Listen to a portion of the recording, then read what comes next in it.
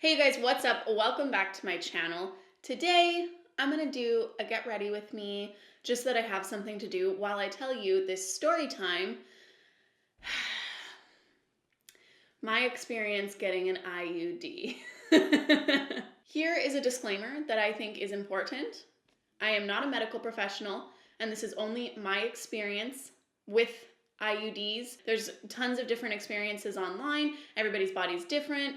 I'm just a YouTuber / I edit videos / I have a podcast, okay? So this is just my experience. If you're interested in my experience getting an IUD, then stay tuned. I'm gonna do my makeup while we talk about it. So let's get into it. Let me put on my little headband here. Yeah, oh yeah. Wow, I can't really take myself seriously talking about serious things while I have little kitty ears. Anyway, okay. So I'm just using the La Roche-Posay Toleraine Ultra Cream Hydrant Appassant Dermatologique Intense Moisturizer. Maybe I'll zoom you in. So I'm just using this moisturizer. My dermatologist recommended it to me. I love it. It doesn't make my skin break out, even though I have a couple little pimples right now. It's fine, you know? Our skin is just being skin. So I'm just gonna rub that in. So, gosh, where to begin? For those of you who don't know, I have migraines with aura and temporary aphasia. So this means that I get migraines where my sight is affected and also my kind of like logical center of my brain. I don't know. I can't speak properly. I can't write. I can't type. Words don't come out properly. It's similar to the effects of a stroke is what has been explained to me, except it's temporary instead of something that is long lasting. So after my migraine is over, all of my capabilities come back. So it's temporary aphasia. And the reason that this is important with the aura and such is if you have migraines with aura, it's recommended that you not be on the combination hormonal birth control pill, so estrogen and progesterone. So I've been on progesterone only birth control for most of my life, most of my birth control life, okay? Recently, my doctor told me that the birth control that I was on, let me start my makeup, I'm gonna mix these two shades of the Too Faced Peach Perfect Matte Foundation, Marshmallow and Warm Nude, because those are the ones I have, and I don't have a foundation that matches my face right now. My doctor recently told me that the progesterone-only birth control pill, hormonal birth control pill that I was on was no longer being made in Canada. Like they weren't gonna bring it in or something. I don't know what the situation was. All I know is I had to switch to a different pill. So she put me on another progesterone-only birth control pill. This birth control pill, I was about 3 months into it when I started realizing I don't feel so hot. You know? I was having experiences that I had never really had before. Those of you that know me know that I am a pretty happy-go-lucky person. I find it really easy to find gratitude in my days. I'm really happy to be alive. Motivation can sometimes take a hit with me, especially anxiety-wise, but I really found a good way to handle my mental health and my anxiety and stuff like that. Exercise, eating well actually really works for me. I know that sounds kind of annoying because people are like, just exercise and eat well. It doesn't work for everyone. It works for me. So nothing had changed in my life. Even the pandemic, we'd been in a pandemic for over a year by this point. Maybe not over a year, but basically a year. And I was feeling so down, and I was talking to my best friend who struggles with depression. We kind of came to the conclusion that I might be feeling some depression, And it was so odd to me because there's so many events in my life where depression could have creeped in and it didn't. And there are no events. And again, I'm not saying that you can't get depression for seemingly no reason, that sort of thing. It was just very odd to me. So I tried to look for something that had changed, and I realized that this came on when I changed my birth control. And one of the side effects of hormonal birth control can be depression. And so I spoke with the people who needed to be in the know and decided that I was going to go off the pill. And I've done this before in my life, just for other various reasons. And I've always noticed feeling just overall better when I go off of birth control. I need it to be known that I'm very pro birth control. I think that it's important that we have options and choices and whatever. I'm not against birth control at all. It's just impossible for me to neglect the very real side effects of birth control. I'm choosing my words carefully because I want to make sure that I'm coming across the way that I want to. Yes, I'm pro birth control, but there are very real side effects that come along with birth control that we're not always completely told about. And I think it's important that we are able to make informed decisions when we're bringing something into our body. So I'm just layering on more and more foundation to these 2 pimples, and it seems like it's doing nothing. You know what I mean? Long story short, I decided to go off of the pill, and I was exploring my other options of birth control, and my doctors have always kind of pushed me to get an IUD. And if you don't know what an IUD is, it's an intrauterine device. I can't show pictures, I don't think, because YouTube will demonetize me. They might anyway. But anyway, here's your canal, okay? Here's your cervix right here, and then the uterus is up here. So they take the IUD, it's a little T-shaped kind of thing, okay?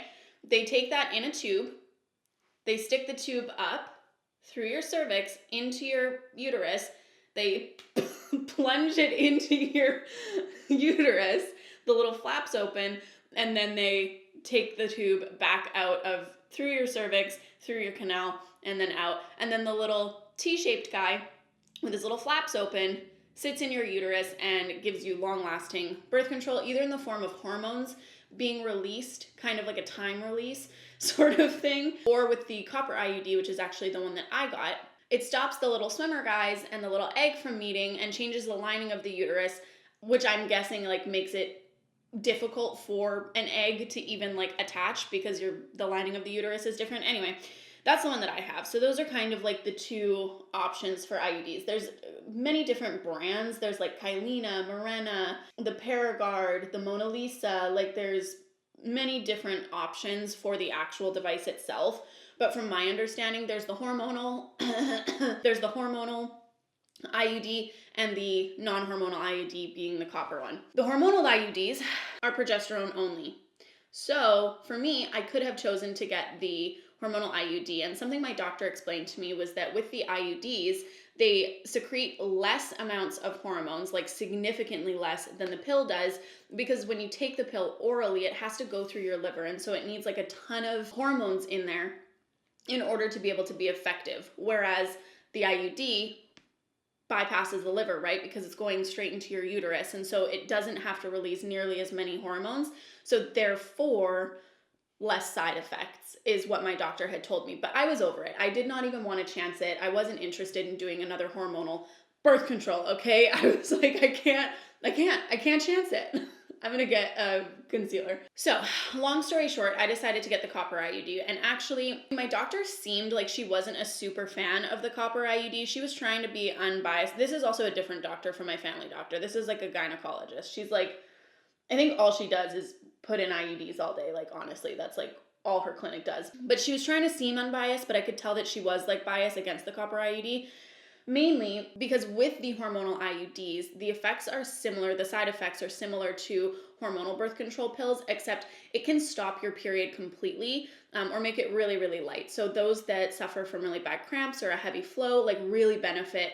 Again, this is just what I've learned, okay? It's not my personal opinion, I haven't tried it. They can really benefit from a hormonal IUD because there's actual benefits to it other than just stopping the possibility of pregnancy. And these are actually very, very effective. They're more effective than the birth control pill. I think it's like 99.7 to 99.9% effective, whereas the hormonal birth control pill, I just Googled it and it said its typical use is around 91% effective. I'm assuming that that's if you're not taking it exactly at the same time, because there's a lot of like human error with the birth control pill versus the IUD.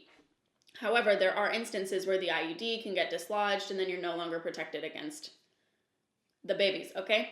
Sorry, I'm getting off track. This is like very choppy. I hope that you're getting something out of this video. So I did choose the copper IUD. The reason that I think that people aren't super interested in the copper IUD is because it can make your periods pretty horrific. So generally speaking, the cramping gets worse and the flow gets much heavier. So if you're somebody who already has those things, I would assume that it would be pretty unmanageable Whereas for someone who has maybe like a lighter flow, not as much cramping, it might not be as hard for you. I don't know. I haven't experienced my cycle on the copper IUD yet, so I can't really talk about it. I am going to like do this like baking thing sort of, just because like I feel like my under eyes are, I mean, it's almost as if I'm 27 years old, you know what I mean? I know you're supposed to leave this on for longer, but I just don't care. I just wanted it there, you know? I talked to my doctor, not my doctor. I'm going to stop calling her my doctor because she's not my doctor. I talked to this doctor on a Friday, I believe, about getting this IUD. She didn't want to answer any of my questions. She wanted me to go online and find out about the IUDs myself, which I'm fine to do because I do enjoy researching basically anything, and I feel like I'm pretty good at it. But something that I didn't like about this, just off the hop, is that doctors are supposed to be there to answer your questions and your concerns. And she was really rushing to get me off of the phone and just told me to go to their website and find all of the answers to the questions that I had there. And I just didn't like that, especially because there's this whole narrative around doctors saying, don't Google your symptoms, don't Google about medicine. And it's just kind of like, yes, okay, my personal responsibility to find what's best for me, but also you're the professional that is supposed to be aiding me in that decision. So already I didn't like that. I was referred to her by another doctor. I was referred to the clinic by another doctor. I'm sure that the clinic is fine. You know what I mean? Like, I think that they do a lot of IUD insertions. Can't really say much else about that, but I didn't like that. I didn't think that that was good bedside manner. So anyway, she was able to get me in, I think on the Monday. I don't think that it was very long between the conversation that we had when I decided I was going to get the copper IUD and then when I had the appointment. So she had told me that I could have somebody drive me, but that I would be fine if I wanted to just drive myself. She said most people go back to work same day. I shouldn't have to worry about it. All of these things, making it seem like it was really gonna be a walk in the park, okay? It wasn't a walk in the park. I'm gonna go like old school and kind of like, I don't know, do a contour. Do people still like contour their face? I'm gonna use the Too Faced Natural Lust Bronzer to try and do like a little contour. Some of you might not know this. Sam comes to most of my doctor's appointments. I have quite a few like medical situations that I have to go through, and I often kind of like forget what happens during them and different things that they tell me. And so it's really nice for me to have Sam there as A, support, and B, to remember information that I probably won't remember, especially because like you're not really supposed to record doctors, but that's like literally the only way that I would remember what went down in that room, sort of thing. So anyway, Sam comes to most of my doctor's appointments anyway. And so I asked her if she would drive me to this appointment, even though she wasn't allowed to come in. She said, yeah, no problem. So we ended up going together. She ended up driving me to this appointment. So I get in the clinic. They tell me to pee in a cup. I'm assuming to make sure that I wasn't pregnant, which I was not. They left me in this room with other patients' urine as well, labeled on there. So everybody's little pee cups were in the room with me. And obviously I wasn't trying to invade anyone's privacy, but it's pretty hard not to notice an entire like see-through Rubbermaid of urine, you know what I mean? And I could see that they all had labels on them. So I thought that that was like really unprofessional because generally speaking, labels have your full name, your address, your birthday, like basically all of your personal information. And birth control is something that is still, I would say, in many families, in cultures, not widely accepted. I think that if it is widely accepted within your family, you're really lucky.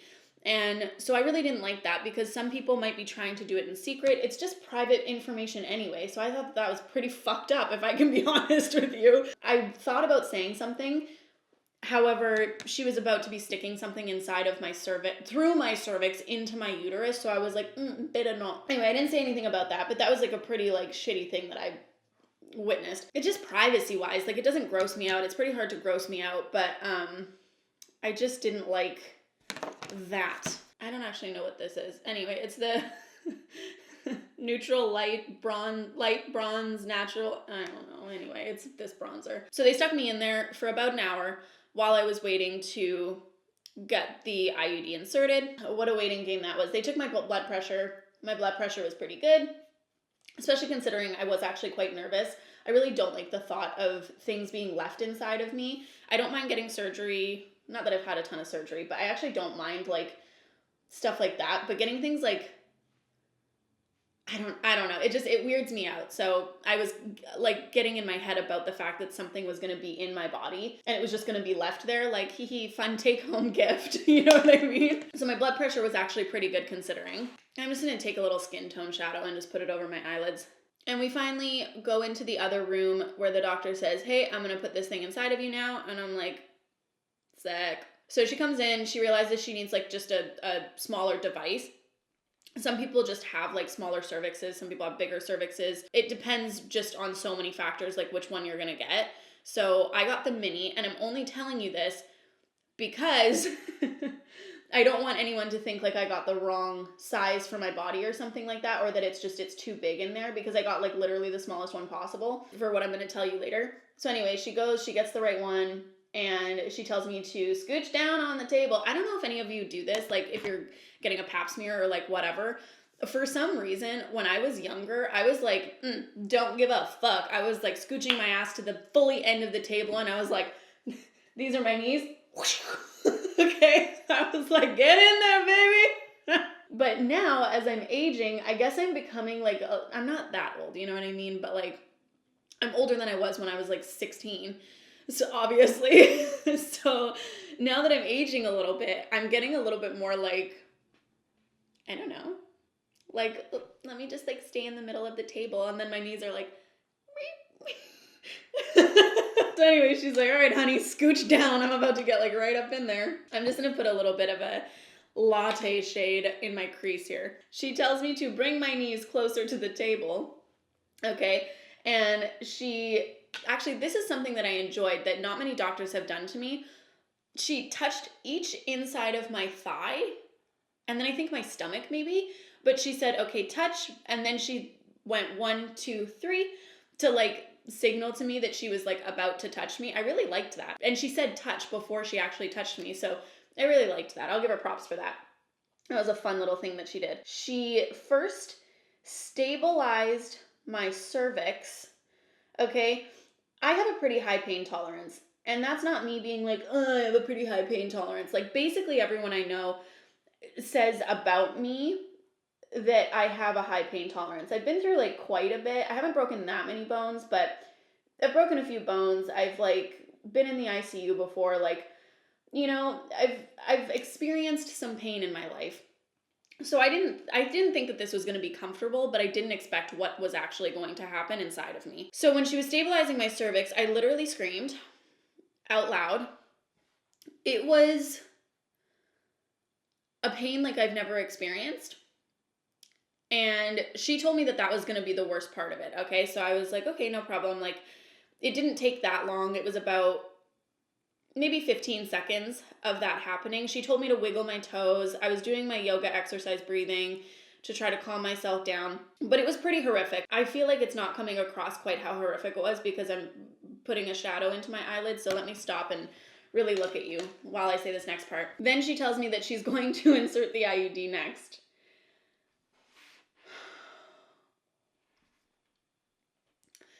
The pain that I experienced from this was like otherworldly, like so bad that I was like, how can I get out of this? Like, how can I get her to stop doing this sort of thing? I was like, I can't experience this any longer. And I screamed again for the second time, not very long. It was like, just almost like a shocked belt, because it was just so painful. It was so suddenly painful. I went from 0 pain to like 9.5 pain for me, from what I've experienced, 9.5 pain in 0 to 60. You know what I mean? There was no like in between. It wasn't like it gradually got worse or like, and it was just like, boom, right there. So much pain. I can't even explain the kind of pain it was because it's so unlike anything else I've ever experienced.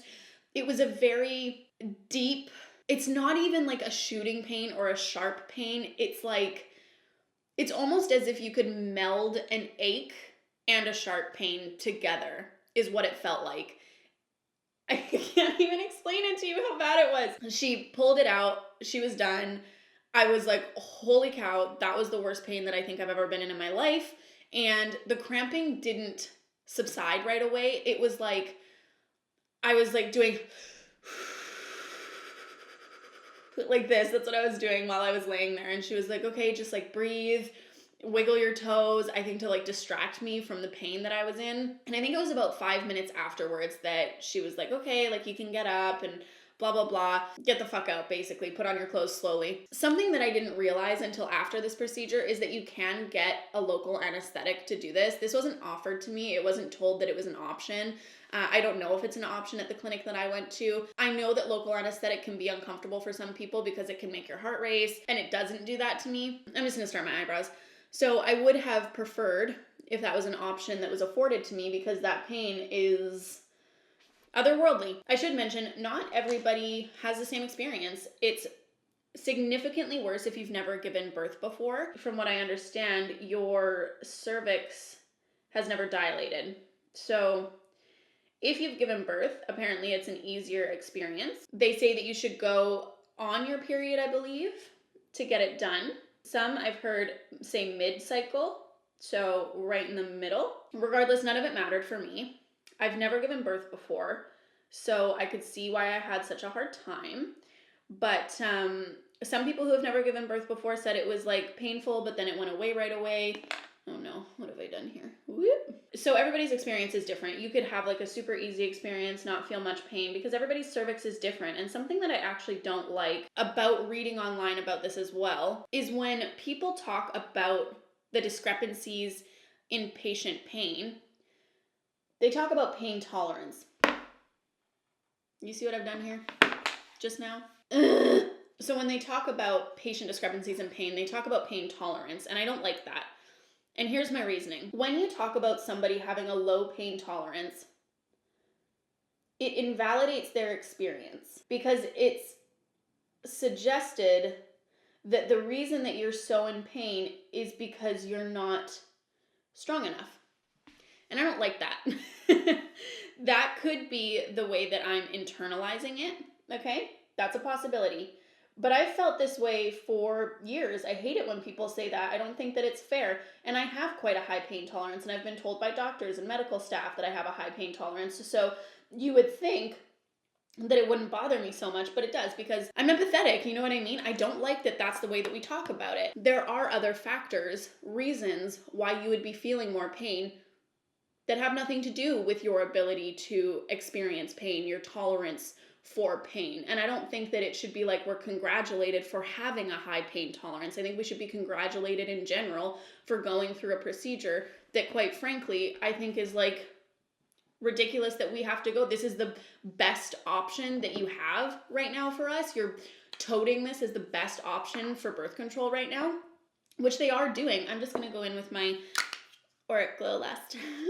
I just think that it's ridiculous how it's talked about online. People who have had IUDs who are talking about it online also talk about pain tolerance, and I think that it's kind of this thing that's been put into our brains that that is why you're going to experience pain or not, is because of your pain tolerance levels. And so I just don't like that. I think that we should kind of steer away from that. I'm not the end all be all, but quite honestly, I don't think that that's an unpopular opinion to have. Maybe it is, don't know. It was quite possibly the worst pain I've ever been in my life. And that's not me being dramatic. I'm not trying to scare anyone, because again, everybody has a different experience, but I have to be completely honest with you, because I wasn't set up for success in this experience. I wasn't set up knowing how painful it could be. Instead, I was told, it's a great option. You can go back to work same day. You're not going to have to change anything. While I was laying there on the table, she told me that I could resume all normal activities 24 hours later. So I was like, okay, like the worst is over.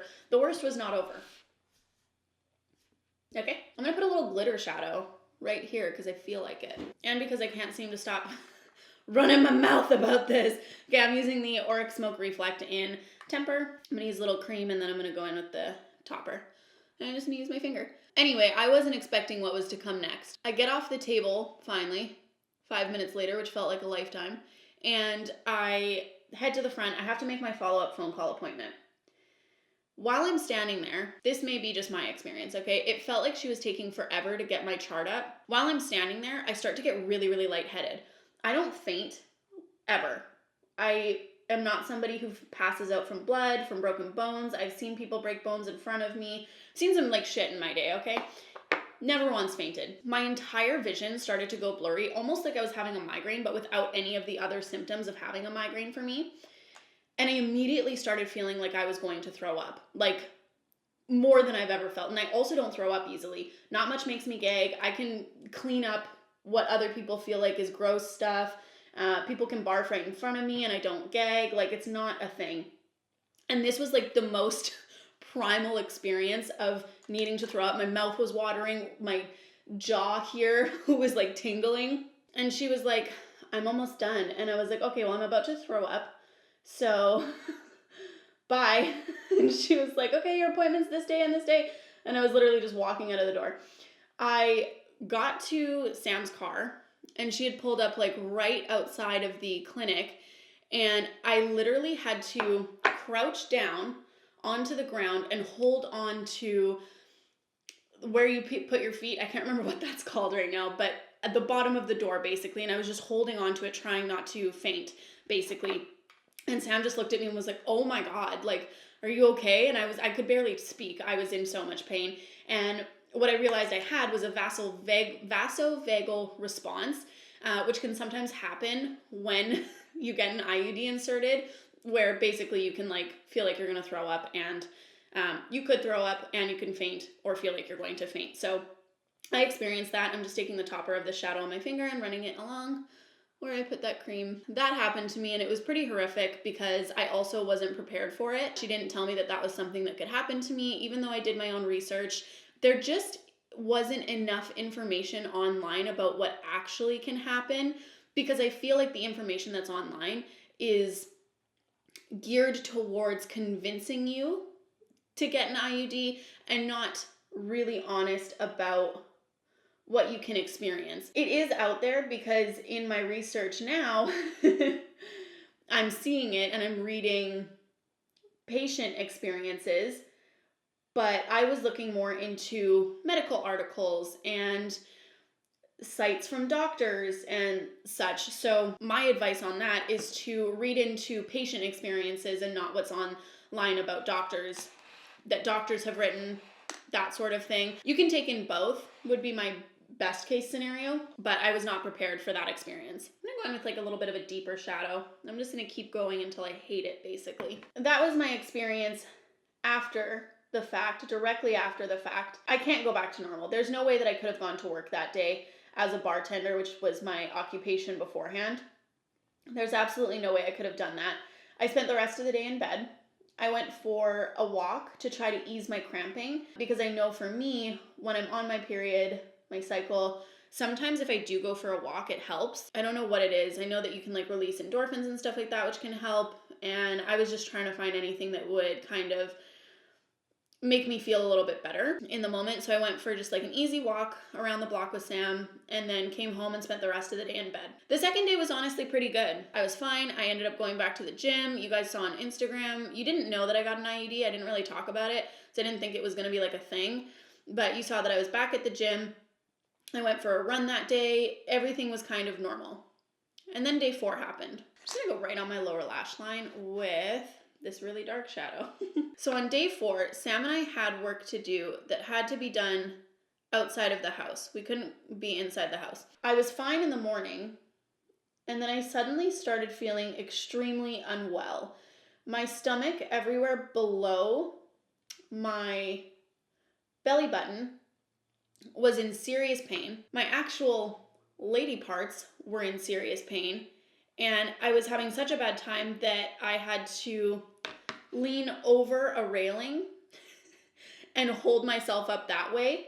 Trying to speak to people and not seem really, really unwell was very difficult. Finally, we had to find a way for me to be able to lay down, and so that's what happened. I ended up laying down and just watching basically TikTok for the next hour. And once I laid down, I was kind of like okay to get back up. And that was just such a weird experience, because I was like, I should be feeling better, and I'm feeling like significantly worse. But by that evening, I was able to like move around a little bit more. I think I went for a walk that night. Oh no, I taught yoga. So I taught a yin class where I was laying on my back and doing just really like long static stretches. I was feeling okay to do that. At that point, I thought I was gonna have to cancel, but I didn't end up having to do that. And then day 5 rolled around. I'm gonna put on this little lip gloss from the Raw Beauty Christy X ColourPop collab in Wildflower. Let me wipe off my lips first. Day 5, I woke up. The pain in my abdomen was so severe, I could barely get out of bed. When I did get out of bed, I had to walk hunched over to try and get some food. My appetite was completely shot, but I knew that I needed to eat some food. I basically told Sam, I can't work today. I have to lay in bed basically all day. And she was like, okay, no problem. Let me know if I can get you anything. She ended up bringing me some soup. And I literally laid in bed all day. I watched 3 of the Oscar-nominated movies that I was not expecting to even be able to watch any of them. The issue for me right now is I can't even describe to you the pain that I was in. I think because my brain is trying to forget how horrific it was honestly a traumatic experience for me. The pain was so severe that I thought I was gonna have to go to the hospital. And I don't go to the hospital for anything. When I broke my foot, I tried to not go to the hospital, and my boyfriend at the time was like, you have to go to the hospital, your foot's broken. That's how much I don't go to the hospital. And I called my mom, and she was like, please go to the hospital. Like, this isn't okay. And I was like, nope, I can't do it. I'm not doing it. I'm gonna call my doctor. My doctor, when I called her, said that my pain was completely normal, that I would experience some cramping and uncomfortable days and such. And I was like, I can't get out of bed. And it took until I told my doctor that I was fine on days 2 and 3 that I went to the gym, I went for a run, and now I'm experiencing this, for her to agree that she would book me for an ultrasound. So she wanted to book an ultrasound so that she could make sure that the IUD was placed correctly. So she told me that the next day someone would be in contact with me to book my ultrasound. The next day rolls around, I still cannot get out of bed. I'm still in even more pain actually, now that I'm recalling.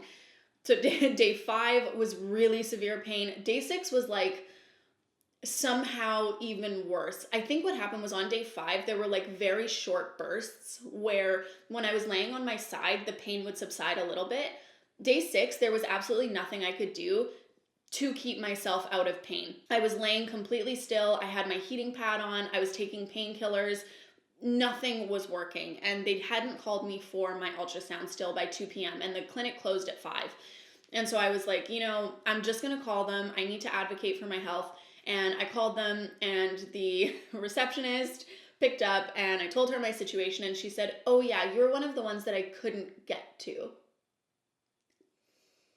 You were one of the ones that I couldn't get to today. She said that she would try and call early in the morning tomorrow to book me an appointment to get an ultrasound, because usually she had better luck getting ultrasound appointments if she called right in the morning. And I was like, okay, well, pretty rude that you didn't try very hard this morning, obviously, but I don't think that it's her fault. I think that the doctor put me on like a very non-emergency list for this ultrasound. So I asked her, okay, well, when you call, when do you think I'll be able to get an ultrasound?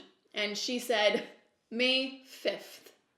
Okay, imagine me. That was 2 weeks, basically, with me in that severe amount of pain at the time. 2 weeks. Imagine me laying in my bed, basically writhing in pain, unable to find any kind of relief, knowing that I'm not going to get an answer for 2 weeks. When I had looked into going to the hospital, because I did think about going to the hospital that day, most reviews of this, of going to the hospital for IUD complications, said that they wouldn't touch the IUD because in the ER they weren't qualified to take it out, they weren't qualified to touch it, sort of thing, so you would have to wait for your gynecologist to do it anyway. So this was really disheartening to me because I felt like even if I went to the hospital in this severe amount of pain, they wouldn't help me anyway. They would probably just send me home.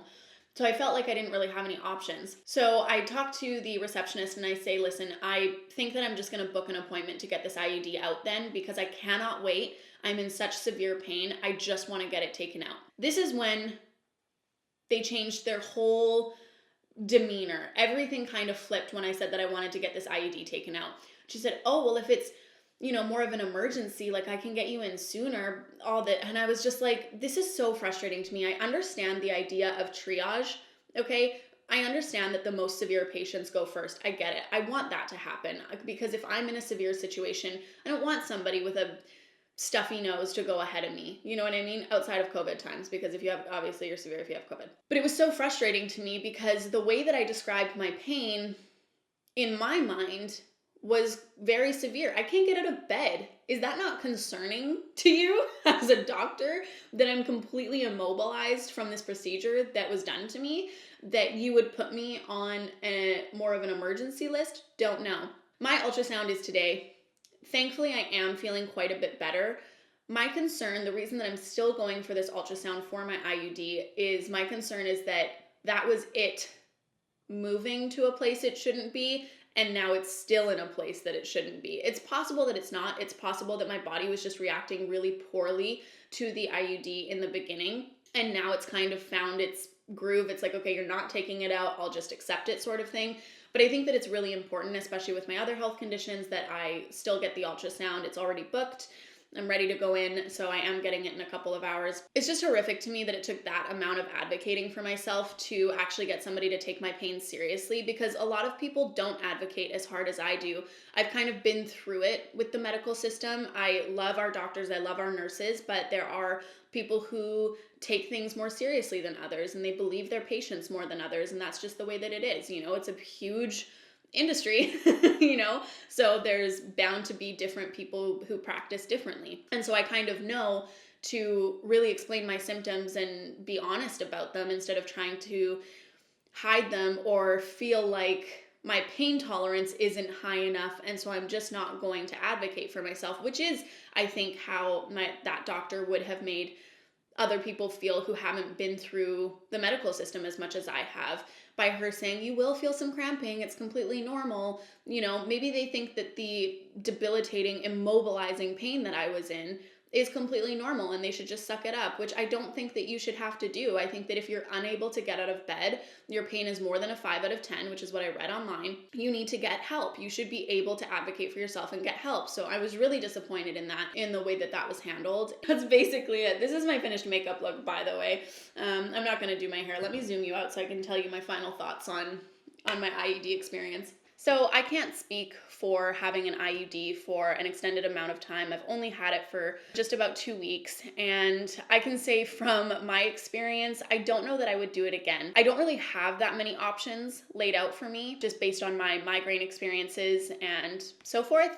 So my options would be quite limited if I wasn't able to do the copper IUD. But from the actual insertion of the IUD to the recovery and how I wasn't really supported by the healthcare providers that I was going to, I think that if I were to do it again, I would definitely ask for the local anesthesia, and I would make sure that I went to a doctor who I was really comfortable with from the get. I honestly think that looking back, I knew that she wasn't going to be super understanding just based on the way she was talking to me in the beginning, and I should have looked into a little bit more about local anesthesia and kind of what the procedure was going to look like. But again, I can't blame myself because I was told to research for myself and I wasn't really able to ask her questions because she didn't want to answer them. Again, everyone has a completely different experience. I did a poll on my Instagram. It was a questions, and I asked people what their experience with IUDs were so that I could get a better understanding, a well-rounded understanding of how people are dealing with this, because I didn't want to come into it and explain to you my kind of, in my opinion, my horrific experience getting an IUD and not show you the other side. So the answers were predominantly that it was a really horrific experience for them getting it in. A lot of people had a bad experience for over 2 years and they weren't taken seriously with their symptoms, their side effects of the IUD. There were a good handful of people who experienced no pain during the insertion and no side effects afterwards. And then there were quite a few who experienced pain during the insertion, but then they loved their IUD. They would get another one 100%. Doesn't bother them. Glowing reviews, basically. So it's kind of all over the map for how people are experiencing getting IUDs. Here are my main concerns. It bothers me that IUDs are so heavily peddled by healthcare professionals. It makes me wonder if they're getting some sort of kickback from companies by selling you an IUD, because in Canada, we do have universal healthcare. So most things are covered under healthcare. With basic healthcare in British Columbia, I had to pay for my copper IUD. It was $150 for the copper IUD. I believe it was $250 for the hormonal option that was afforded to me. So I'm wondering if there's a kickback there. I'm wondering if there's a kickback for doctors that refer to IUD clinics And in Canada, there's not actually a lot of transparency between doctors and patients. When I was looking up this transparency, US versus Canada, there is actually a website that you can search on to see what doctors get paid for prescribing certain pharmaceuticals. I don't know if an IUD is considered a pharmaceutical, but in the US, anything that pays a doctor over $10 has to be reported legally.